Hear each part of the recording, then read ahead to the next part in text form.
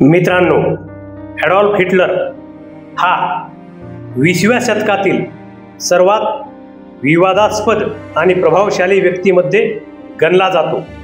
तो जर्मनीचा हुकुमशहा आणि नाझी पक्षाचा नेता होता. त्याच्या धोरणामुळे दुसरे महायुद्ध सुरू झाले आणि होलोकॉस्ट सारख्या अमानवीय घटनांचा उदय झाला. त्याचे जीवनचरित्र थोडक्यात आपणासमोर ठेवण्याचा प्रयत्न.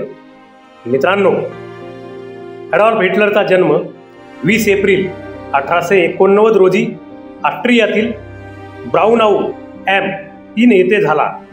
त्याचे वडील अलोइस हिटलर हे सरकारी अधिकारी होते, तर आई क्लारा हिटलर प्रेमळ आणि शांत स्वभावाची गृहिणी होती. हिटलर लहानपणीच वडिलांच्या शिस्तप्रिय आणि कठोर स्वभावामुळे अस्वस्थ होता. त्याला लहानपणापासूनच चित्रकलेची आवड होती, परंतु त्याच्या वडिलांना ही गोष्ट मान्य नव्हती. शालेय जीवनात हिटलर जास्त हुशार विद्यार्थी नव्हता. त्याला इतिहास आणि कला विषयाची विशेष आवड होती, पण गणित आणि विज्ञान या विषयात तो कच्चा होता. वडिलांच्या मृत्यूनंतर त्याने व्हिएन्ना येथे जाऊन आर्ट स्कूलमध्ये प्रवेश घेण्याचा प्रयत्न केला, पण प्रवेश परीक्षा उत्तीर्ण न झाल्याने त्याला नकार मिळाला. त्यामुळे तो काही वर्ष व्हिएन्नामध्ये हलाखीच्या परिस्थितीत जगला. 1914 मध्ये पहिले महायुद्ध सुरू झाले तेव्हा हिटलरने जर्मन सैन्यात भरती होण्याचा निर्णय घेतला.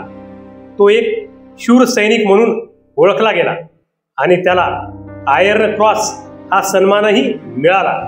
मात्र 1918 मध्ये युद्ध जर्मनीने हरले आणि व्हर्साया करारामुळे जर्मनीला कठोर निर्बंध लादले गेले.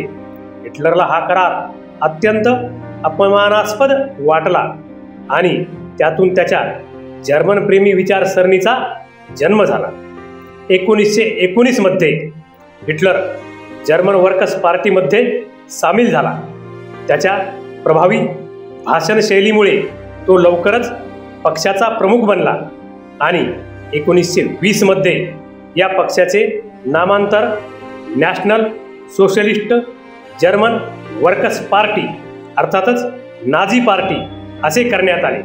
हिटलरने जर्मनीला पूर्वीचे वैभव प्राप्त करून देण्याचे स्वप्न लोकांसमोर ठेवले. 1923 मध्ये त्याने बियर हॉल पुट्स नावाचा उठाव केला, पण हा प्रयत्न अयशस्वी झाला आणि त्याला तुरुंगवास भोगावा लागला.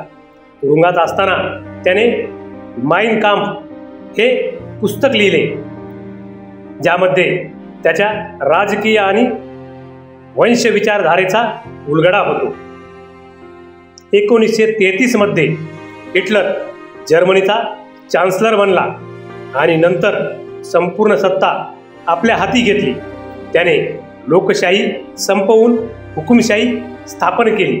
त्याने जर्मनीची अर्थव्यवस्था सुधारली, मोठे महामार्ग आणि उद्योग सुरू केले आणि बेरोजगारी कमी केली.